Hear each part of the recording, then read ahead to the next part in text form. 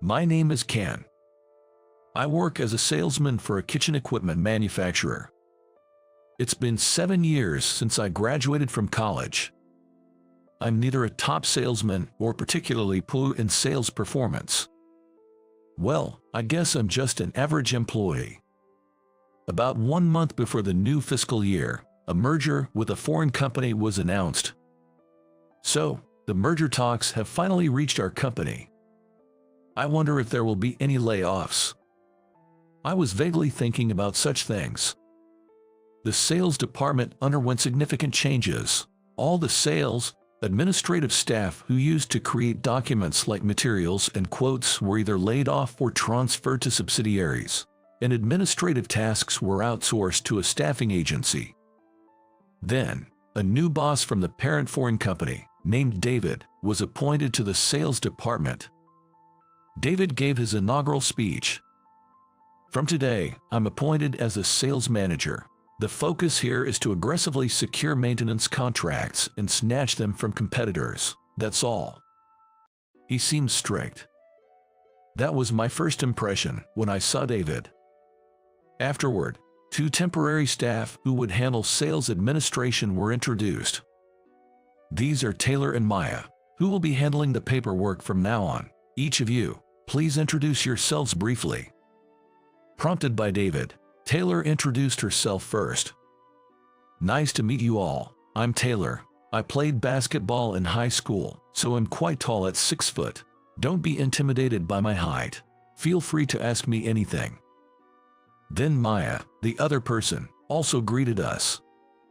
My name is Maya, named after the gods of spring.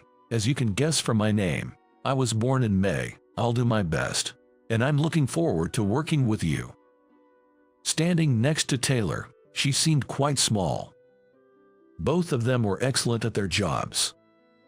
Precise and incredibly fast. We were really grateful for their help. In the sales department, we had 8 salesmen, so Maya and Taylor divided their responsibilities, each supporting 4 salesmen. Maya was in charge of me. She was cheerful and easygoing. Maya, sorry to bother you, but could you manage to get this contract renewal done by the day after tomorrow? For Ken's hard work, I'll make it happen, she answered with a smile. After they left for the day, us guys often talked among ourselves. I wonder if Maya has a boyfriend. She's cute. She probably does. If she doesn't, I'd like to be a candidate. Maya was really popular. It's like I have a ton of rivals. I chuckled to myself, thinking about it. As we got used to the new structure in the department, we started to understand more things. Especially about David. He didn't seem to be very good at his job. He just kept telling us to get contracts and work hard, but he didn't even know what kind of kitchen equipment we dealt with. Even though he was sent from the main office, he should at least learn the basics. And David, it seems, had his eyes on Maya. Lately, he's been frequently approaching her with a grin. Maya, how about lunch with me today? Before lunch, while carrying documents, David casually walked past Maya and spoke to her from behind.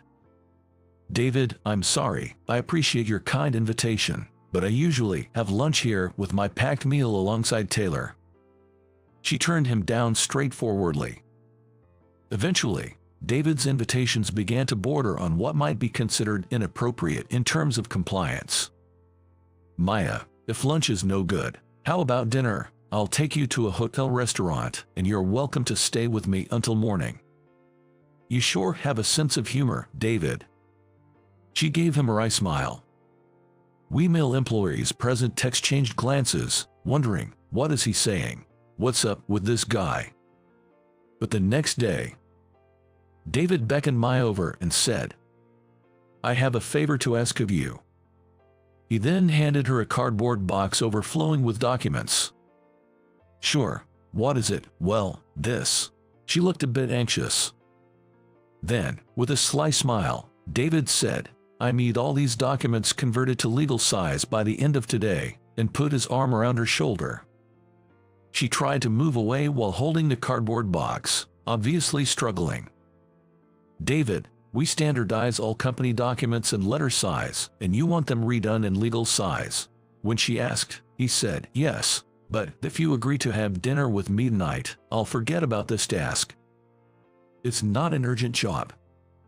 Just harassment to get her to obey him. That's what I thought, and I quickly walked up to them. David, that's not right. She's clearly uncomfortable. Let's stop this kind of borderline harassment, shall we? I said this and moved his hand off her shoulder. David turned red with anger. It's none of your business, he said. I promptly replied, is that so? Then, I guess it's okay to report this to the ethics committee. Besides, it's not good for a married man like you to do such things, is it? David, looking frustrated, fell silent. Then he glared at me intensely and left the room. I told Maya, I'll take care of these, and took the box full of documents. She was deeply grateful to me and said, thank you so much for standing up for me. I'm sorry. In the following week, I kind of knew I was handed a transfer order. Transferred to the online sales department. The job in my new department, the online sales division, involved registering imported goods on an e-commerce website. This department primarily consisted of part-time and temporary staff handling these tasks. Clearly, it was a demotion as a form of retaliation. That's what I got for standing up to David. Well, that's fine. I quickly packed up and left the sales department. For the first month in the new department, I quietly did the same work as everyone else, registering imported goods. Isn't there something more I can do as a former salesperson? I thought about this as I idly opened a video site. Then, one video caught my eye. It was a video where the uploader was using a home appliance, demonstrating how it works. They cooked stew in a new slow cooker, showing how delicious the stew looked when done, and even browned the meat in it, highlighting its versatility beyond just cooking stew. That's it. That's the idea. I suddenly realized we could get people to use our products, share their feedback in videos, and distribute them. How about that for promotion? When I discussed it with the sales promotion and public relations departments, they quickly approved my proposal. So, I immediately started the video promotion campaign. The response from viewers was great, and the orders, they tripled. Then, I decided to regularly introduce products for videos. 3 months after my transfer to the e-commerce department, I received an email from Tom, the head of the main office.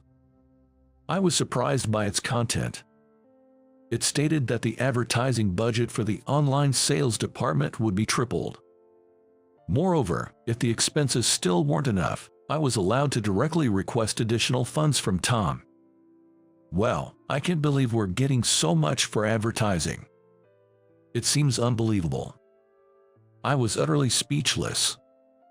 The following week, something even more surprising happened. I was appointed as the section chief of the online sales department. This promotion ignited my spirit for even greater challenges. The strength of online sales lies in not being confined to the domestic market. Moreover, since our company deals with imported goods, there are advantages like easy shipping from overseas bases if we expand the market abroad. My next plan was to promote our products overseas through video campaigns, similar to what we have been doing domestically. However, my French was only good enough to understand middle school level material. I didn't understand Chinese at all. I lacked the language skills necessary for negotiating with people overseas. So, I immediately consulted with Tom about this issue. To my relief, he responded quickly, agreeing to assign a temp employee who was proficient in both French and Chinese. Well, a temp staff member. I hoped for someone bright and approachable like Taylor or Maya. As I thought this, I received an internal email from Tom the next day, saying, "A staff member will be assigned to you starting today. Please take good care of her." Such a quick response. It's incredibly helpful. As I was reading the email, I heard a cheerful woman's voice behind me. "Good morning. I'm Maya, and I'll be under your care starting today." I turned around, doubting my eyes and ears. "Maya." As I stared at her in disbelief, she said happily, "Thank you so much for that time. After you were transferred, everyone in the department went to the ethics committee about that incident. Afterwards, David was transferred, or rather, sent to a factory in China. It's all thanks to you for stepping in courageously." She said this and smiled.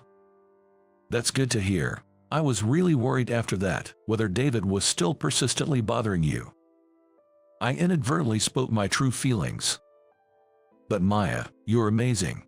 Not only are you skilled in computer, but also proficient in French and Chinese. And I'm surprised Tom was aware of your abilities." As I said this, Maya's expression turned serious as she began to explain. "Actually, I'm a mystery shopper, assigned by Tom. Are you familiar with that role? Mystery shopper. I don't know much about it, but isn't it about secretly evaluating customer service and food quality in restaurants?" "Yes, exactly right," she responded, pointing her index finger as if on a quiz show. "My role is like a corporate version of that. To avoid the usual pretense during official audits, I was conducting investigations under the guise of a temp staff. Only my uncle, Tom, and I knew about this." "Maya, your uncle is Tom." I was so surprised, I almost fell over. The idea that the competent yet fresh-faced Maya was a mystery shopper was beyond my wildest thoughts. It felt like something out of a spy movie. That explains it. Now it made sense why Tom personally increased the advertising budget and assigned a multilingual talent like Maya so quickly. I'm really shocked. As I could only utter these words, Maya chuckled softly. Then, she smiled sweetly at me and said, "Ken, I wanted to thank you for that time. Would you like to join me for lunch today?" "Lunch?" I asked in surprise. She laughed and playfully asked, "Was that reverse harassment, compliance-wise?" "No, I'd be delighted," I answered, grateful for this incredibly joyful surprise. Half a year later, Maya and I became the strongest partners, both professionally and personally. I've been leading a smooth-sailing life, with virtually no worries at work, but there's one issue that's been on my mind. It's about being invited to a home party by Maya's father, who is the executive vice president of the head office. Surprisingly, not only is her uncle the head of our division, but her father is the executive vice president of the whole company. I was astonished when I found out, and again, I was speechless. And now, I'm planning to talk to her father at the party about our relationship with Maya, which is headed towards marriage. Maya keeps reassuring me that my dad is a gentle person, so it'll be fine, but as the day of the party approaches, I can't help but feel increasingly nervous. With the home party just 2 weeks away, I've been feeling a bit queasy. Whether she knows about my anxiety or not, Maya seems excited about the party every day. "Hey, let's go look at dresses for the party on our next day official." "Sounds good." Seeing her innocently smiling, I feel relieved. Maybe Maya has been conducting her own kind of mystery shopper evaluation on me as a future husband. If that's the case, maybe I've passed. I chuckled to myself at the thought, which is probably just a figment of my imagination. Everything will be all right. I keep encouraging myself with these thoughts, hoping that my meeting with her father will go well. On the morning of an important job interview, an incident occurred. "I'm heading that way too, so I'll help you out." "Oh, thank you." An elderly woman struggling with a large suitcase. I immediately offered to help, taking half of the load. So far, so good. After safely escorting the elderly woman to the ticket gate and handing over her luggage, I reached into my pocket to pass through the gate myself and realized, wait, it's not here. My wallet, which should have been in my pocket, was missing. The wallet contained my train ticket. I was sure I had it when I left home in the morning. I double-checked several times because my mom told me to. Did I drop it around here? I frantically looked around, but there were too many people to see it anywhere. With so many people walking around, it was impossible to find the wallet. I checked my watch in a panic, realizing there wasn't much time left before the interview. I guess I have no choice but to buy a ticket and head to the venue. But it bothered me to leave the lost wallet as it was. What should I do? If I keep dilly-dallying, I'll be late for both the exam and the interview. My mind was racing with various thoughts, and I was panicking, unable to make a sound decision. Just then, someone suddenly spoke to me. "Are you looking for something?" I turned around to see a gentleman in a hat, smiling warmly. He had such a calm aura that I almost forgot the hustle and bustle around me and answered him. "Ah, yes, I lost something. Is this yours?" The gentleman slowly extended a wallet. A navy blue checkered wallet. It was indeed mine. I exclaimed with relief. "This is it. Thank goodness. That's good. I'm glad you found it." "Thank you so much. You really helped me. If you don't mind, I'd like to offer you a token of appreciation. You're in a hurry, right? You'll miss your appointment," he said, and I looked at my watch to see the time for my planned train was approaching. I could still make it in time. "Thank you so much. I must be going now." I thanked him and hurried through the ticket gate. I managed to catch the train on schedule and arrived at the venue without being late. I settled into my seat, relieved. I made it in time. The exam started shortly after. I felt fairly confident about my performance. Next was the interview with the examiners. This was the most crucial part. Looking around, everyone's faces were tense. I needed to relax myself. I had to go in with confidence that I would definitely pass it. "Next candidate, please come in." The person before me finished their interview, and it was my turn. I entered the room nervously but followed the practice procedure. "Excuse me." As I entered and greeted, I froze the moment I looked inside the room. "Please take a seat." I recognized the smiling man sitting at the center of the long table. He was the same elderly gentleman who had picked up my wallet. He was smiling just as he had at the station. "Well, you made it here safely, I see." "Yes. Thank you for earlier." "Mr. Johnson, was there something?"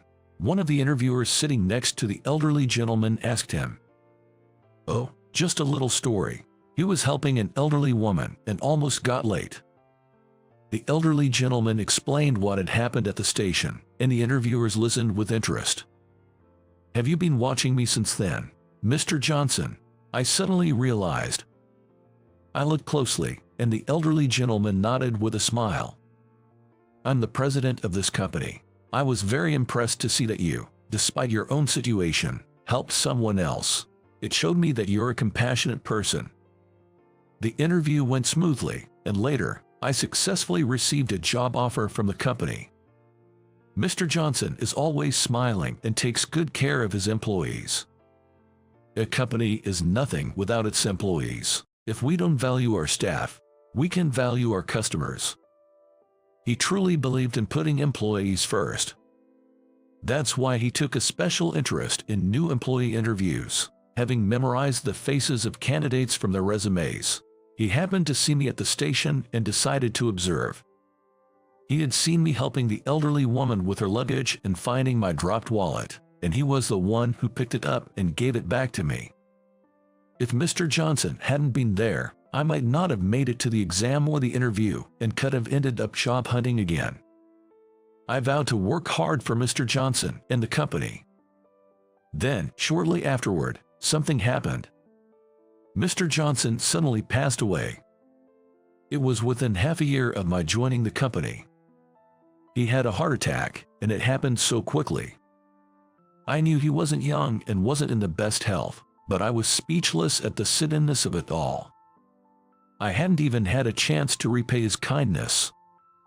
On the day I heard the news, I couldn't focus on work and went home to cry. A few days later, Mr. Johnson's funeral was held. Due to his personality, many mourners attended. Mr. Johnson's portrait in the funeral showed his usual gentle smile. As a new employee, I was told to wait in the corner, so I observed the visitors, and a woman entered. Despite wearing a modest mourning dress, she radiated an elegant beauty. Her straight black hair and large eyes were striking. "She's stunning," I muttered, and my colleague, James, spoke to me. "Don't you know, she's well known in the company." According to James, her name was Emily. She was the head of the sales department. I worked in administration, so I hadn't had the chance to meet her and didn't know about her. She was not only beautiful but also competent, and at her young age, she was already a department head. A true elite female executive. Wow, impressive. Emily completed her registration and entered the venue. People around whispered as they watched her. Some even looked displeased, which felt oddly uncomfortable. "Doesn't this seem weird, everyone's attitude?" I remarked, and James nodded heavily. "Well, yeah, there's a rumor that she was Mr. Johnson's mistress." "Really?" "Yeah, there's endless gossip. People say she only got her achievements by flattering Mr. Johnson, or her unprecedented quick rise is because she was Mr. Johnson's woman. But that's all speculation, right?" "Well, yes. The truth is a mystery." I looked at Emily again. Despite the surrounding rumors, which she must have heard, she was just looking at Mr. Johnson's portrait, closing her eyes and shedding tears. Whether it was out of pure respect or love, as the rumors suggested, I couldn't tell. Nevertheless, it was evident that she was genuinely grieving. Some time after the funeral, I was transferred to the sales department. I became part of the team led by Emily, who then became my boss. "Nice to work with you. Good luck, Tom. Looking forward to working with you, rookie. Watch out for the leader's charm, though." My colleagues and seniors threw jeers and jibes at me. Despite being blatantly spoken ill of, Emily didn't seem bothered and continued to smile kindly.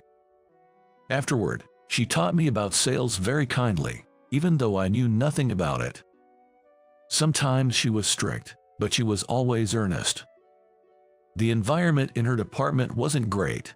Everyone believed the bad rumors and talked behind her back. There must have been jealousy towards her for achieving a high position at a young age. Some team members even called her evil. But I couldn't believe those rumors after seeing her tears at the funeral. A person who mourns another's passing so deeply can be bad. That's why I just couldn't bring myself to believe the rumors.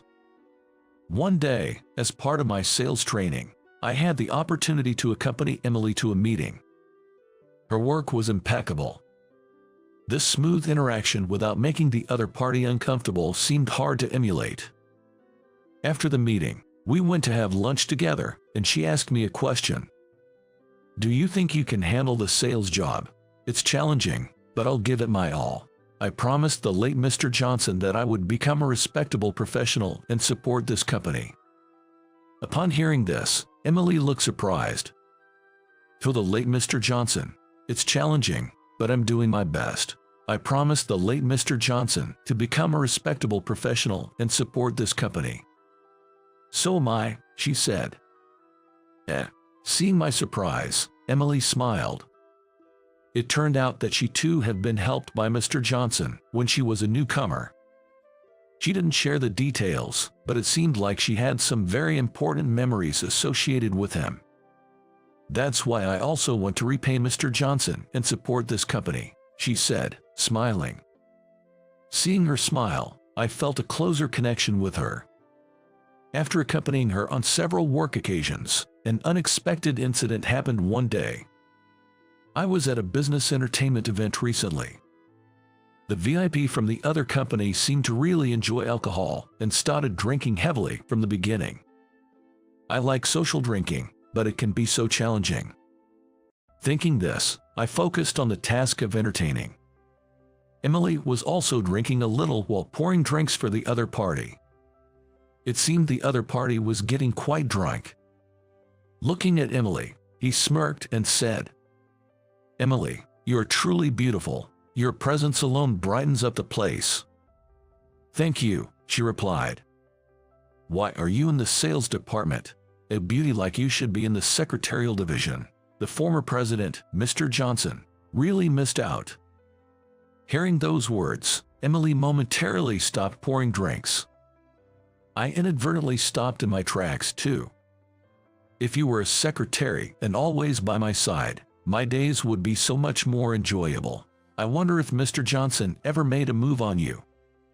The client's representative burst out with a crude laugh. Emily forced a smile, but her face was tense. Hearing this, I felt my blood boil. His words towards Emily and the disrespectful remarks about her Mr. Anderson were too much.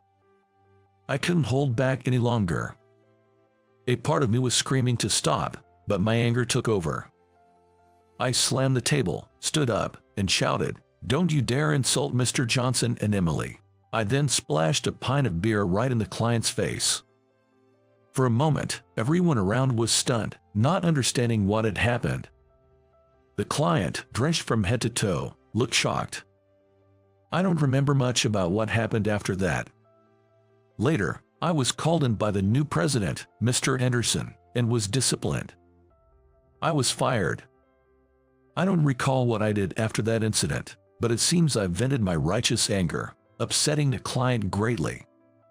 Emily tried her best to defend me, but they said as long as I was with the company, they would cease all business dealings. "You're not entirely at fault, but please understand," he said. "Yes, I'm sorry for the trouble I caused. Thank you for everything up until now," I replied. I apologized to Mr. Anderson, who looked troubled. Thus, my career as a working professional ended less than a year after it began. My seniors and colleagues were sad to see me go and wanted to throw a farewell party, but I just accepted their good wishes. It wasn't a great ending, but I felt somewhat relieved. I wanted to protect the honor of Mr. Johnson and Emily. I don't regret it because it was for that reason. I might have let my anger get the better of me, but there was no falsehood in my actions. Well, it can't be helped. I need to start looking for a new job. As I thought about what kind of job to look for next, I headed home. Soon after, I started searching for a new job and managed to land some interviews. Before leaving home, I checked multiple times for anything I might have forgotten, and as I walked to the station, I couldn't help but look around, half expecting to see that old gentleman again. There's no way he's here. I chuckled to myself and was about to enter the station when an elderly lady with a big bag approached me, just like last time. "Excuse me, could you tell me where Platform 5 is?" "Platform 5 is over there. I'm headed to Platform 6, right next to it. Shall we go together? I can help with your bag." "Oh, thank you, I appreciate it." I took half of the old lady's bag and started walking. After guiding her to Platform 5 and seeing her off, I checked my watch and realized I had plenty of time before my train. Leaving early had paid off, ensuring I'd be prepared for any unforeseen circumstances. I was confident everything would be fine this time. Even if I had lost my wallet again. What? The wallet I thought I had put in my pocket was gone again. It's not here, not again. This can't be happening. It's absurd. I've been so careful since the last time and never lost it once, so why today of all days? Trying to calm my near panic, I took a deep breath. Calm down. I have time today. Let's search methodically. As I looked around, suddenly someone tapped me on the shoulder. Whoa! I let out a loud exclamation. The person who tapped me also seemed startled and let out a small scream. I recognized the voice and quickly turned around. "You scared me with that loud voice." Emily. It was Emily, standing there. She was not in her usual suit but in casual clothes. "Why are you here?" This station wasn't near her home. As I looked puzzled, Emily held out a wallet. It was mine. You dropped this. Oh, thank goodness. Thank you. You know, you should stop keeping your handkerchief and wallet together. It's too easy to lose them. Yes, I'm sorry. Really, it's a good thing I happened to see it. Emily sighed with a wry smile. Why are you here, Emily? Do you have the day off? When I asked, she nodded slightly. I actually quit my job. What? Why? Since you left, the company's policies have changed a lot. I started feeling like they weren't a good fit for me, especially since they're not continuing the vision of the previous president, Mr. Johnson. That's why I handed in my resignation. The current president, Mr. Anderson, tried hard to stop me, but my mind was made up. Then, people who used to spread rumors about me suddenly started apologizing. Some even turned over a new leaf and became kind. Emily laughed, her expression surprisingly light. So, I thought, if I was going to be at that company, I might as well start my own. A company that carries on Mr. Johnson's legacy. What do you think? Good idea, right? She smiled. That's amazing. I was waiting for you at the station. James told me about you. Why me? When I asked, Emily beamed. I came to scout you. Let's start a company together. I think we'd work well together. What? I was speechless for a moment, not fully grasping what she said. Starting a company together that carries on Mr. Johnson's legacy. What an incredible opportunity. I immediately agreed. That sounds exciting. I'd love to join you. Thank you. Then let's start planning right away. Right now, when you decide to do something, you have to act immediately. Hearing that, I quickly sent an email to cancel the job interview I had scheduled for today. Emily gently took my hand and led the way. My second chapter in the corporate world began unexpectedly, but I couldn't be more excited about it. I'm sure Mr. Johnson, watching from heaven, would be proud. Now it's time to truly pay it forward. With that thought, I was filled with determination.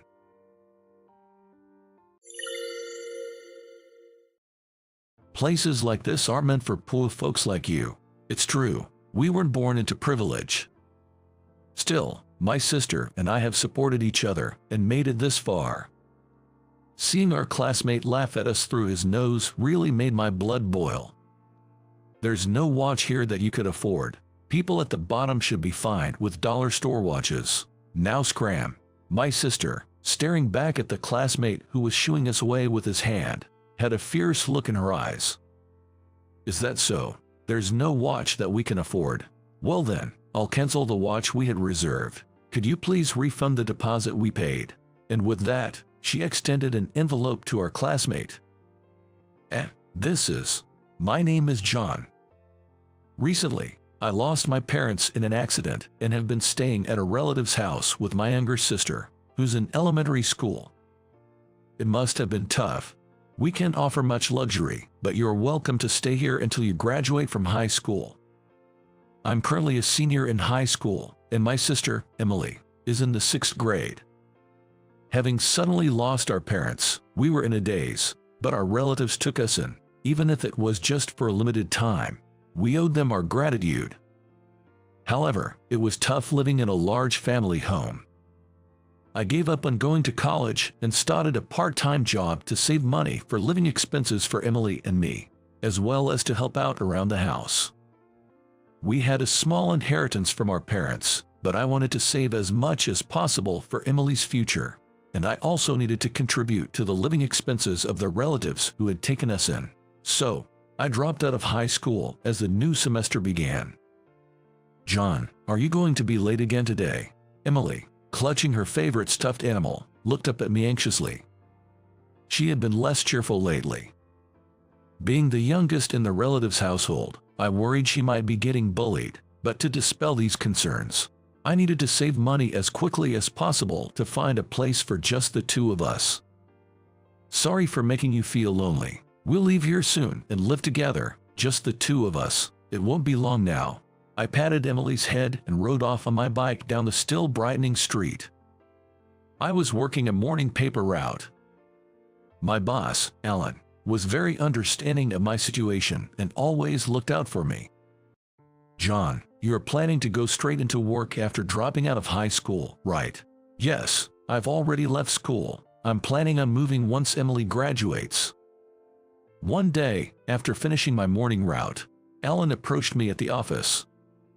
"The location isn't great, but I might be able to set you up with a job. Do you want to hear about it?" It was at a factory owned by a friend of Alan's, involved in forestry and located deep in the mountains, but they were offering a house near the mountains as a residence. It's tough to rent a place as a high school dropout, and the factory is struggling with an aging workforce and a shortage of labor. You're strong and a quick learner. Alan had arranged this opportunity, knowing our difficult situation and that his friend's factory was desperately short of workers. "Thank you so much. This is really helpful, as we were struggling in both aspects. In our rural hometown, job and housing options were limited for someone who had dropped out of high school, so this was an extremely generous offer." A few days later, Alan took me to the remote factory to introduce me, and we also visited the house at the foot of the mountain that they were offering. It was a small, single-story house, surprisingly neat on the inside. The utilities were clean, and the toilet was modern. It was small, but more than enough for the two of us. It was originally a mountain cabin that I renovated for my daughter. She moved to New York for work this spring, so it's vacant now. The factory manager, Mr. Miller, was a calm and kind man. As planned, we would start working and move in March, but during the long holidays, we could stay in the house and work at the factory as a part-time job. Having secured both a job and a house, I went to thank and say goodbye to my high school teacher, Ms. Wilson. "I'm glad for you. Life might be tough, but do your best," she said, gifting me an expensive-looking pen in a beautiful box as a parting gift. "Thank you so much. I appreciate all the support during this short period," I said to Ms. Wilson, expressing my gratitude before leaving the staff room. Then, I unexpectedly ran into someone I didn't want to see. It was Bob, the son of a landowner in this area. Always acting superior, he's the typical spoiled rich kid. "Hey, it's Pua John. I heard you quit school." He approached me with a smirk. "Working after quitting school, must be hard being poor, living off his parents' wealth." He's always been like this. Being the son of a landowner and one of the wealthiest in our class, he always needed to feel superior to others, constantly belittling everyone. Of course, I was no exception. In this rural area, our class had mostly stayed the same from elementary through high school. Most of my classmates had endured his arrogance for 12 years, but I was relieved to retire early from it. During field trips, he would show off his lavish multi-tiered lunchbox filled with gourmet food, critiquing everyone else's lunches. "Wow, your lunch is so plain. Just frozen food. Feel sorry for you. Commoners' lunch is always so small. Can afford more food. Such comments would leave me silent, looking down, unable to respond. He spoiled the fun of every trip. His behavior wasn't limited to field trips, sports festivals, cultural festivals, even everyday school life. He was always the same. "I'm everything, and you all are nothing." That was his usual taunt. If anyone tried to respond, he'd say, "Whoa there, don't talk back to me, poor guy. I might catch your poverty, haha." But today, he added, "I'm different from you. After graduation, I'm moving to a luxury apartment in New York and going to a prestigious university." While I thought his university choice didn't matter, I was relieved this would be the last time I had to deal with him. "Yay, that's great," I replied briefly and quickly left. Then, as the new year turned to March, Emily graduated from elementary school and was set to start middle school next month. "We appreciate everything you've done for us. From now on, it's just the two of us." With that, we left our relative's house and moved to our new home. Our belongings were surprisingly few. During the winter, I had gotten my license and bought a used moped for commuting, and I worked hard every day at the remote factory. I bought Emily a bike as a gift for starting school. The commute was long, but we managed. Sorry, it's far and inconvenient for you to get to school. No, it's okay. Thank you for everything, John. You work so hard every day. Fortunately, the factory's hours ended before dark due to its remote location. Though I started early, I managed to shop and cook dinner every day, ensuring we always ate together. We made sure to have conversations during dinner, despite the hardships, and life was relatively enjoyable. John, I have a request. As she was about to enter high school, Emily spoke seriously. I want to go to college. She handed me a brochure from a national university. I want to study marketing. I'm determined to make life easier for you in the future, and I believe I have a chance with my current academic abilities. That's fine, Emily. Do what you want. I couldn't go, but if it's your wish, I want to support you. I have been saving from my part-time job before dropping out and hadn't touched our parents' inheritance for this very moment. We were able to rent this house at a low cost thanks to Mr. Miller's kindness, and we hadn't indulged in any major luxuries. So I had enough savings to afford her education at an average private university. When I told Emily this, she said, "Thank you, I'll definitely pay you back," and studied even harder. Already excelling academically, she consistently topped her class in high school and got accepted into her desired national university on her first try. Well, I'm official. I'll come back during the summer and New Year holidays, so don't look so sad. I'll do my best. With her few belongings, Emily boarded the train. The house, where we had supported each other for 6 years, suddenly felt too spacious. Emily was doing her best on her own, and that motivated me to continue working hard. Even though Emily was attending a national university, living alone was costly, so I sent her money every month. It was always a joy to hear about her university life when she came home for the long holidays each year for 4 years. John, I'm fine now. Thanks to you, I've landed a great job. In the spring of the 5th year after Emily left, she called with cheerful news. She had secured a position at a well-known major marketing company. That's amazing. You've done so well. I couldn't stop my tears over the phone. Ever since we left our relative's house, I knew we had faced many challenges. Our situation was far from privileged, and I had to ask her to endure a lot. Going to college, that was the first thing Emily ever asked of me. What are you talking about? I only made it this far because of you. We praised each other with those words. Half a year into her job, Emily sent me a letter along with an express train ticket. Dear John, now it's my turn to repay your kindness. The ticket was for my birthday. Hello, Emily. I called her in a rush. Hey, John, did you get the ticket? Come visit me. I'm waiting for you. Emily's voice was playful over the phone. On the day, I had to leave work a little late, so I ended up heading to our meeting spot in my work clothes. You're going to see Emily, right? Take it easy and take the next 2 days off, my boss said. I barely caught the express train in time. In about 2 hours, I'd be at the place where Emily was waiting.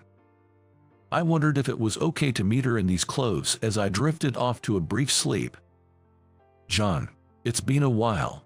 As soon as I arrived at the station, Emily ran up to me. Seeing her after about half a year felt both nostalgic and reassuring. It's been a long trip, thank you. Come on, I have a place to take you today. Follow me. She took my hand and led me to her car. Riding in the car Emily drove felt oddly refreshing. As we chatted about trivial things and drove, we arrived at a high-end watch store. This is the place. She urged me out of the car and into the store.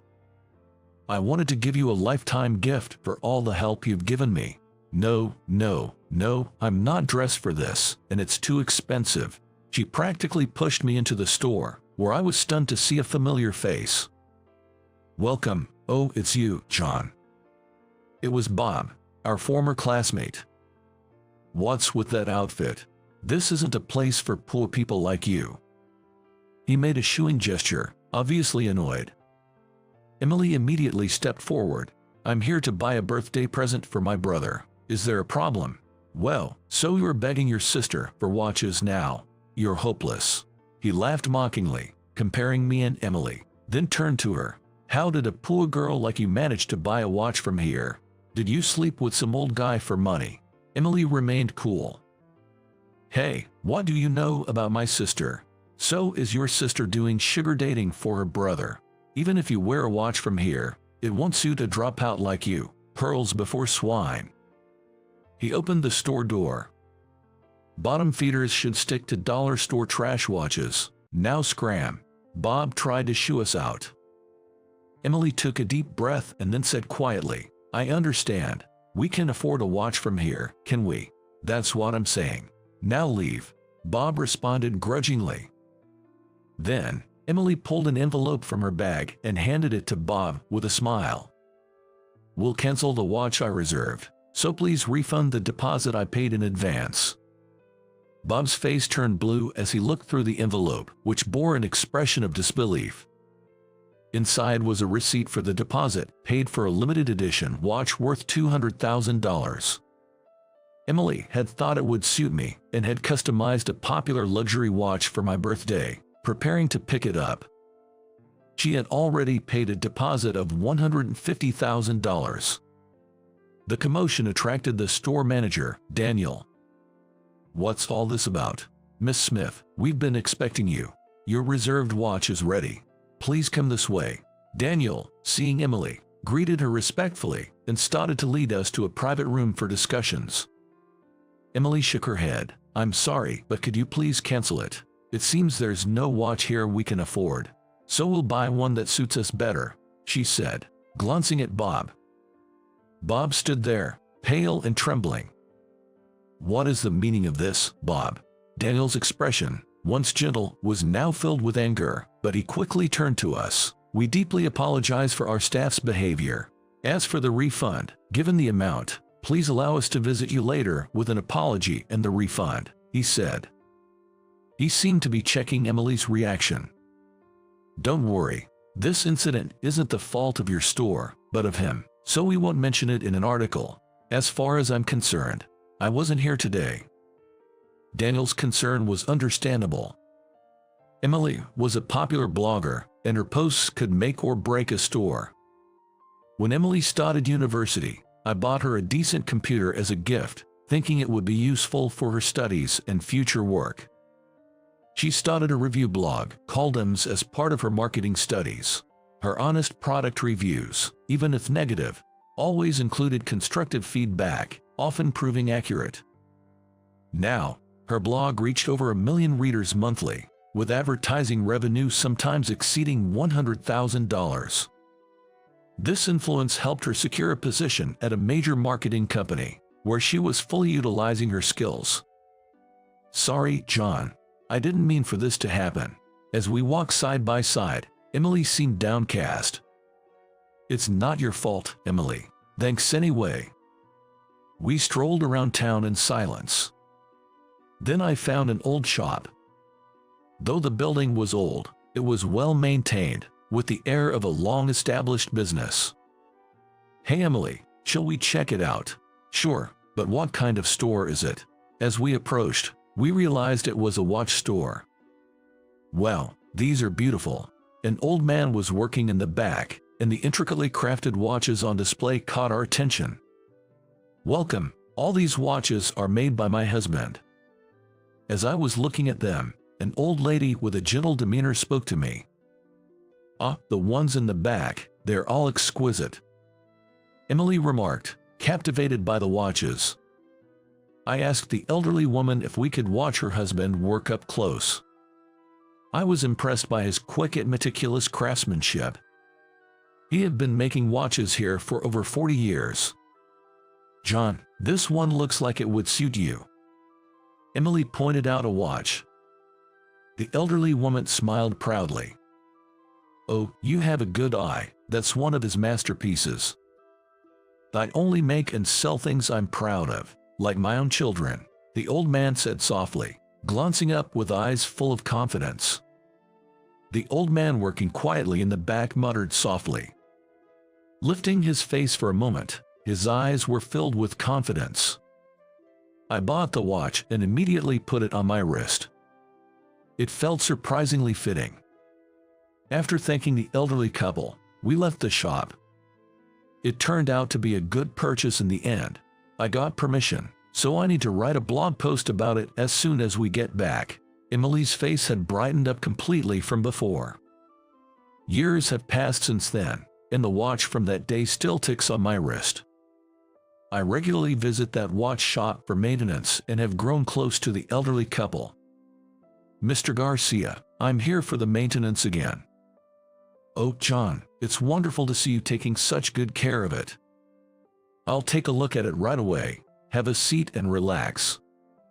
Now, I even have tea with Mrs. Garcia while waiting for the maintenance. By the way, please thank Emily for me. Thanks to her, we've had an increase in customers. She said this with a smile. After Emily introduced Garcia Watch Shop in her blog, it went viral. It's now a popular shop with a 1-year waiting list for reservations. Really, we've been so busy lately, but it's a good problem to have. The old man appeared to be smiling as well. While we were talking, customers started visiting and making reservations. Here you go, it's done. The watch, returned to my wrist after maintenance, seemed to shine even brighter. Thank you so much, especially with how busy you are. I thanked the elderly couple and left the shop. The luxury watch store where I had encountered Bob was gone. After that incident, Daniel and Bob apparently visited Emily with an apology. Emily said she wasn't concerned about the $200,000 watch anymore but would never forgive Bob for his behavior towards me. Bob was fired from the watch store and faced a significant compensation claim for losing Emily as a major client in the $200,000 deal. He hasn't returned to our hometown, and his whereabouts are unknown. Rumors say that after telling his parents about the compensation, they were furious and disowned him. Emily and I have since married, and I moved to Tokyo. I am now an apprentice at Garcia Watch Shop, learning to make watches. Repeated visits for maintenance led to an offer to take over the shop. At first I declined, thinking I owed the original factory a favor, but I was overcome by the old woman's enthusiasm. The opportunity to learn from Mr. Garcia was a significant draw. Mr. Miller from the factory sent me off with his blessings. Now, my sister's family lives nearby, making for lively and warm days. The hardships of my student days were significant, but the warm family I sought is now here with me. John, I brought some snacks. Emily visited the workshop with my niece, Jennifer.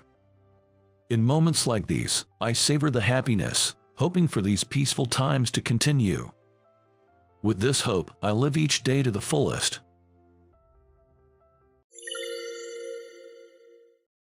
The weather forecast coming from the DV mentioned that today in New York, it will be sunny with occasional clouds. Facing the bathroom mirror, I checked for any missed spots while shaving my beard. I am the sales director of a small company with just over 30 employees. And today was the day of a crucial business negotiation that could determine the fate of our company. For the past few years, the company had been struggling, facing significant losses. At this rate, we might go bankrupt. All the employees were deeply concerned. The chance that came our way was this major negotiation with a big corporation. I was assigned to lead the presentation. I joined a company 20 years ago when it was still small. Together with the founding members, we worked tirelessly, hand in hand, to grow the company. Destroying this company, to which I am so emotionally attached, was unthinkable. I had bought a new shirt and suit for this day, and I was fully motivated to succeed. Finally, I put on the time my wife gave me on our anniversary and grabbed my phone to send her a message. My wife, Emily, who is 10 years younger than me, is currently hospitalized in a city hospital. She has been suffering from a rare disease for the past 3 years. Busy with work, I can only visit her on weekends, but we stay in touch through texts and calls during the week. I had told Emily about the business negotiation. When I messaged, "I'm heading out," she replied, "Good luck." During our last phone call, she expressed concern, saying, "I'm sorry I can't be there to support you at such a critical time." I responded with a laugh, then send me a fighting spirit text on the day of the negotiation. "It's already this late." I chose an unused luxurious leather bag and put on the most expensive brand shoes I own. My attire was perfect. I had spent all of last night revising the documents. For several months, I had been preparing tirelessly, sparing little time for sleep. Confident, all that was left was to present. Full of determination, I took my usual crowded train to the office. Upon arriving at the office, I greeted my colleague James, who sits next to me. "Good morning, James." "Oh, good morning, David. Today is finally the day for that big negotiation, huh?"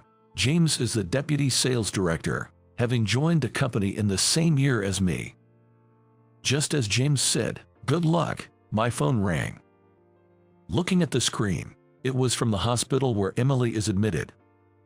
I had a bad feeling. When I answered the call, the woman on the phone said, "Are you Emily's husband?" Just now, her condition suddenly worsened, and she's in a very critical state. She's currently undergoing treatment in the ICU. Critical state. Please come to the hospital immediately. Is Emily going to die? No way. We just exchanged messages a little while ago. Shocked by the sudden news, I was visibly shaken. James approached me, noticing my distress. "David, what's wrong? You look pale. Did something happen to Emily?" "James, Emily. Her condition has suddenly worsened." "What? Then you must go to the hospital right away." "But I have an important business negotiation coming up." "Idiot, is this the time to be saying that? If you don't go now, you might never see Emily again." James grabbed my shoulders and shook me. "But what will happen to the company if today's negotiation fails? If I don't go, no one else can take my place. If today's negotiation fails, the company could collapse. If the company that we've worked so hard to grow goes bankrupt, dozens of people, including the families of our employees, will be left destitute. I can't just think of myself and let such a situation happen. I can cause trouble for so many people. But if Emily dies while I'm at the negotiation..." Thinking of the worst-case scenario, I broke out in a cold sweat. As I continued to struggle internally, James spoke to me. "Is this the time to hesitate? I'll go to the negotiation in your place. You need to get to the hospital, otherwise, you'll regret it for the rest of your life." "But James, you don't know the content of the presentation, do you? There's no time left before the negotiation. Can you really take over without any preparation?" "Don't worry, I've been in sales for 20 years. I'm a veteran. Don't worry about that and go see Emily. You still have things you want to say to her, right?" "Things I want to say to Emily?" "Yes, there's something I haven't told her. I need to tell her, thank you for marrying me. Thank you for being with me and loving me. I've always been too shy to say it, but I want to tell her properly now. It's too painful to not be by her side while she's suffering. At least in her final moments, I want to hold her hand so she doesn't feel alone. Just leave the negotiation to me." Encouraged by James's words, I stood up from my seat. "Thank you, James. I'm counting on you."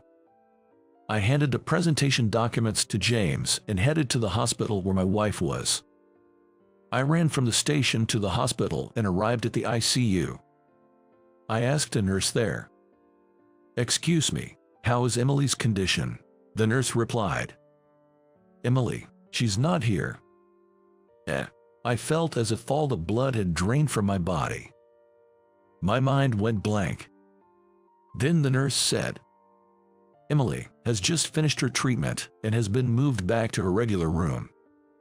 Hearing that, I rushed to her room as if shot from a cannon. Please don't run in the hallway. I heard a nurse's voice from behind, but I couldn't pay attention to that. When I entered the room, Emily was sleeping on the bed. Emily, I called out to her hesitantly. Then, Emily's eyes suddenly opened. Emily. Seeing my face, Emily smiled her usual smile. David, what happened? Don't you have an important negotiation today? Are you okay? Emily, I'm so relieved. I knelt in front of the bed and held Emily's hands in mine. You were just on the brink of life and death. Hearing that, Emily looked shocked.